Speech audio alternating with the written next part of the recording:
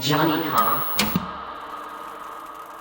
Final Fantasy Adventure is an interesting Game Boy game because it's not really a Final Fantasy game. It's actually a game from the Mana series, Secret of Mana, Legend of Mana, Sword of Mana. It's the first game in that franchise. I believe the whole situation is when it came over to America from Japan, they thought that it would market better as a Final Fantasy game, so they changed the title. The game also plays nothing like a traditional Final Fantasy game. It's not turn-based. It's actually more like Zelda. So you have that top-down isometric kind of view.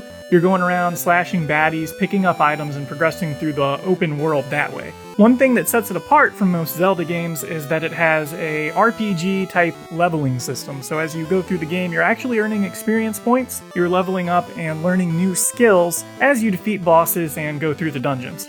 The game also has a pretty interesting story considering it's limited to the Game Boy. The script is nothing special, there are a few translation errors, and generally speaking it's very condensed, but it's still pretty enthralling for a Game Boy game.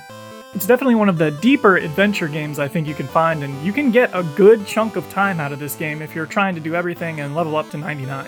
Which I definitely did, and I still have my save file on this cartridge. I do need to get a label upgrade though, or at least replace this one because it is definitely well loved. Even though this isn't a Final Fantasy game, if you're into Final Fantasy, into Mana, into Legend of Zelda games, or just really good action RPGs, I highly suggest checking out Final Fantasy Adventure.